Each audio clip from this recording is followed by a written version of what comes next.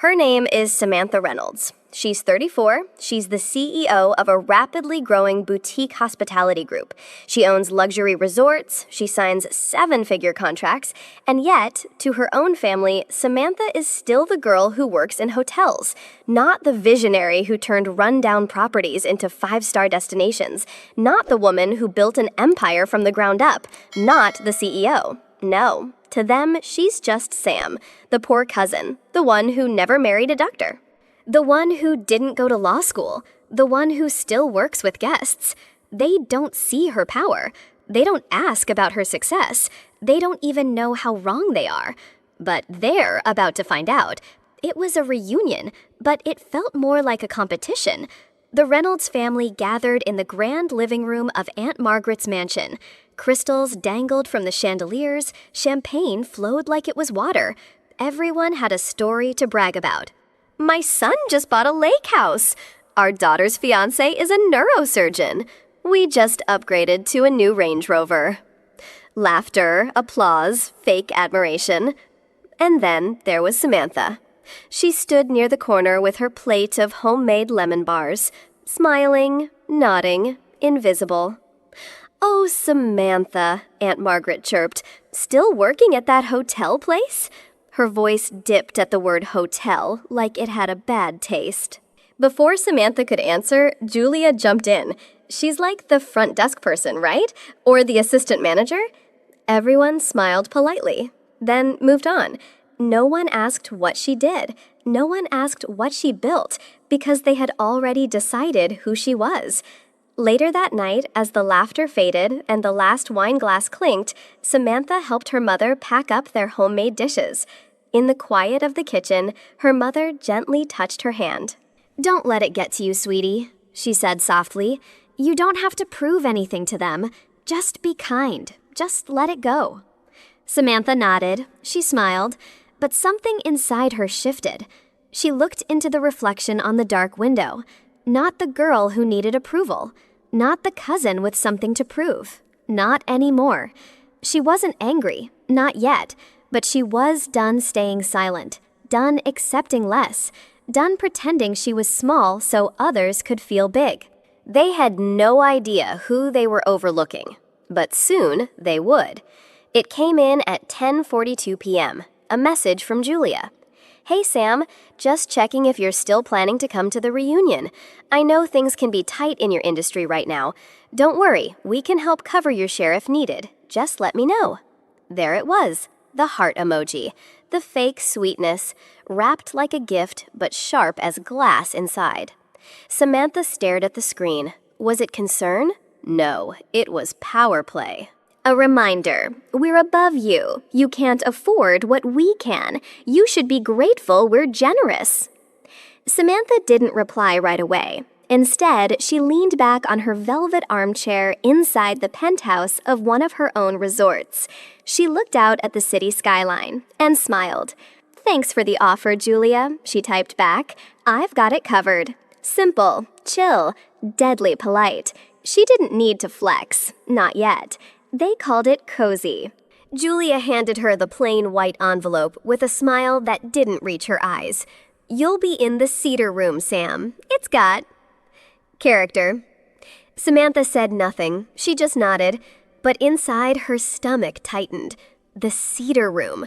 She knew exactly which one that was. No windows, a sagging mattress, a ceiling stain the size of a pizza box. A room that had been pulled from the guest system because it didn't meet minimum standards. As she wheeled her bag down the dim hallway of the old wing, the carpet smelled of damp wood and regret. Julia's voice floated behind her, just loud enough. She's probably used to this kind of room anyway. Laughter. Samantha stopped walking. For half a second, she considered turning around, saying something, anything. But instead, she opened the door and walked in. In her wallet, behind her credit cards, was a black and gold key card. Presidential Suite, Master Access. It unlocked the top floor. The suite with the fireplace. The lake view. The private elevator. The room no guest could book because it belonged to the owner. Samantha didn't tell anyone. She waited until night fell, until the others were laughing over wine and cheese trays in their suites, until Julia's voice had faded down the hall. Then she used the staff elevator. The doors opened into another world. Polished marble floors, handcrafted cherry wood tables. A bed big enough to swim in. A bottle of vintage wine waiting on the granite counter. She stepped inside, exhaled, let her shoulders drop. For the first time all day, she felt seen, even if only by herself. An hour later, she changed back into plain clothes, took the private route down, and returned to the leaking room. The wine-pairing dinner was the highlight of the weekend. $300 per person, 5 courses, each dish paired with a rare wine. Exclusive, elegant, limited seating. Samantha never got the invite. She found out by accident when her mother returned from dinner, cheeks flushed, voice low. "Oh, sweetheart, it was so fancy. Julia said there weren't enough seats. She didn't want you to feel left out." Left out? She wasn't left out, she was kept out. The next morning, as the family laughed over stories from the wine dinner, Samantha simply sipped her coffee. She heard Thomas say, "Honestly, I assumed she couldn't afford it." "That's not a dig, it's just realistic." Julia chimed in. "Yeah, we thought it might put her in an awkward spot financially. Better not to invite than to embarrass her."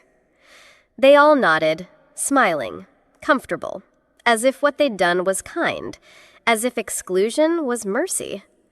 She sat alone in the lobby, a hardcover book in hand, not reading, just turning pages. The fireplace crackled softly behind her. Classical music played faintly through the speakers. Then came the laughter. Shoes clicking on marble. Perfume in the air. The group returning from dinner, glowing with wine and satisfaction. Samantha didn't look up, but she felt them. Julia's voice was the loudest. Thomas made a joke. Someone laughed a little too hard. Her mother walked at the back of the group, slower, quieter. And when her eyes accidentally met Samantha's across the room, she looked away. Quickly, almost shamefully. Samantha didn't flinch. She just closed her book and smiled. Not because she was fine, but because she had seen enough. She remembered everything. Every glance that looked through her. Every sentence dipped in pity. Every smile that wasn't real. Every invitation she never got. She remembered the way they laughed, how they assumed she couldn't afford dinner, how they forgot to include her, how no one thought to ask who she had become. It all added up, word by word, look by look, silence by silence. And by the end of that night, as she lay on the sagging bed of the cedar room, watching the stain on the ceiling shift in the shadows, Samantha Reynolds made a decision. Tomorrow, the game would end. No more pretending, no more playing small, no more nodding and swallowing disrespect. It was time to show them the truth. And this time, she wouldn't whisper it, she would own it. No alarm, she didn't need one. Samantha opened her eyes at exactly 5 a.m. The room was still dark, cold, and quiet. But something had changed. She sat up, tied her hair into a low bun, applied her makeup with slow, precise care, not for vanity, but for armor. She ironed her charcoal gray suit jacket by hand, slid on her black heels, checked the time, 5:47 a.m. She looked in the mirror. No smile, just stillness, power in silence. Today wasn't about revenge. It wasn't about making them hurt. It was about ending the role they wrote for her. The one where she was always the girl in hospitality, the afterthought, the burden. The one who was supposed to be grateful just to be included. Not anymore. The room buzzed with laughter. Espresso machines hissed. Someone spilled orange juice near the breakfast bar.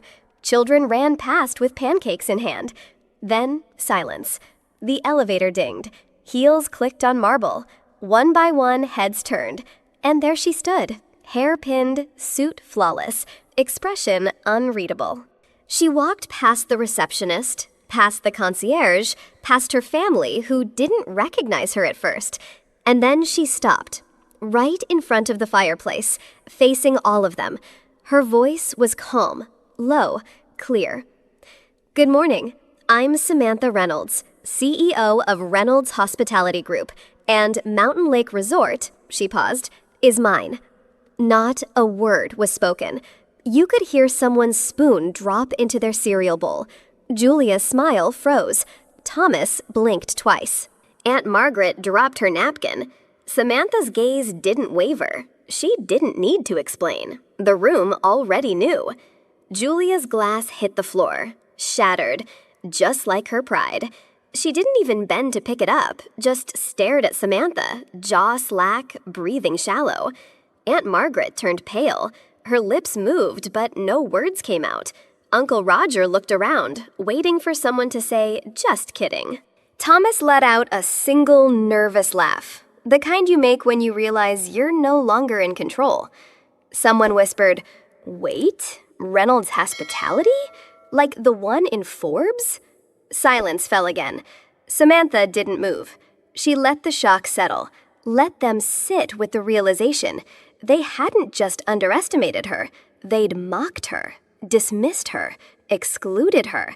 And now the woman they'd pushed to the side owned the very floor they were standing on. Julia finally whispered, "No, no way. This can't be real." But it was, and Samantha didn't even blink. Samantha took one calm step forward. A staff member appeared beside her, clipboard in hand, waiting. She didn't raise her voice. She didn't need to. "Effective immediately," Samantha said, "there will be no more family discount or split packages. Every guest will now be charged the full market rate for the room they stayed in and the services they used." There was a beat of stunned silence, then murmurs. "Julia, wait, we already agreed to divide everything equally." Samantha looked directly at her. "And that agreement was made under the assumption that I was just the help." She turned to the staff. "Begin recalculating." The concierge gave a respectful nod. iPads came out, screens tapped, line items reappeared. Complimentary turned into chargeable. Aunt Margaret gasped. "My massage alone was $400. Samantha didn't flinch. "It was a premium treatment with wine and eucalyptus steam. You requested it." The numbers hit like cold water. Julia's iPad buzzed. $4,873. Her mouth dropped. No! It was $1,400 yesterday. That's what we agreed." The concierge smiled politely. "Yesterday you were on the group rate. Today you are a guest." Aunt Margaret leaned in to see her own bill. She turned ghost white. $3,112.85. "I only booked 2 massages and a wine tasting." The staff scrolled. "Yes, ma'am. Plus private yoga, late-night room service, and the aromatherapy diffuser you took home." Thomas and Rebecca, the couple who always posted "we're so blessed" photos, looked pale. Their combined bill, $6,409.55. "We thought the champagne cruise was complimentary," Rebecca squeaked. Samantha glanced over, expression calm. "Nothing that comes with caviar is ever complimentary. Sammy, you know I've always believed in you." Julia's voice was syrupy sweet, too sweet. She reached out with a fake smile like nothing had ever happened. Samantha didn't flinch. Then came Thomas. "Hey, maybe we could talk business sometime. I mean, your resort could totally partner with our auto dealership." Rebecca chimed in right after, eyes wide with fake enthusiasm. "Oh, and if you ever want influencers to promote the resort, we're happy to help." It was a full-blown parade of praise, flattery, and last-minute friendship. All from people who had literally laughed at her 2 nights ago.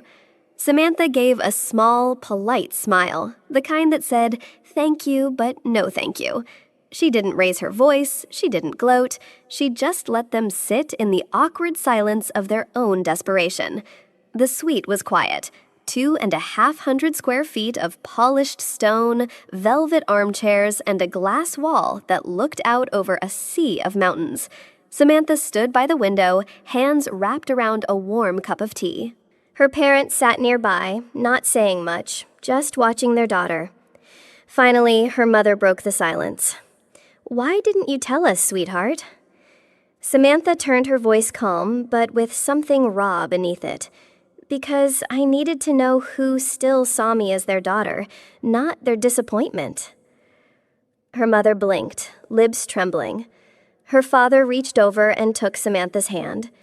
"We never needed you to prove anything," he said gently. "We just needed you to be okay." Samantha smiled. "I am now. No champagne, no designer dresses, no Instagram stories. Just 3 people sharing pasta and warm bread at a small table in the corner of the presidential suite. No one tried to impress. No one asked what the room cost. No one looked at Samantha like she was less or more. Her mom passed the salad bowl smiling. Her dad cracked a quiet joke about how he still didn't understand hotel apps. Samantha laughed. For once, no one was trying to one-up anyone. There was no performance. Only something rare and priceless, love that didn't ask for proof. And for the first time in a long time, Samantha felt home. Her phone buzzed. "Julia, 11:42 p.m. Hey, I'm sorry if I came off the wrong way. I never meant to make you feel left out. Aunt Margaret, 6:18 a.m. Darling, I realize now we've all misunderstood you. Please don't hold it against us. Rebecca. Email subject, let's reconnect. I really hope we can rebuild what we had. I miss the old days when we laughed together." Samantha read them, one by one. No anger, no satisfaction, just a strange silence inside her. She didn't reply. Not out of cruelty, but because she no longer needed validation from people who only saw her value after seeing her power. She didn't burn bridges, she just locked a few doors, and she held the keys this time for herself.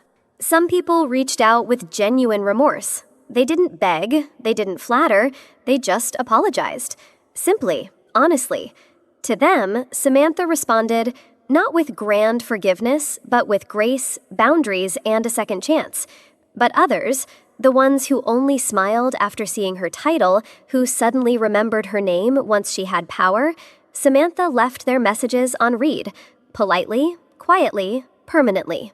Because real love doesn't follow success. It walks beside you long before it arrives. And she had learned you don't owe access to everyone who once ignored your worth. The sky was fire. Golden light spilled across the peaks, setting the trees ablaze in amber silence.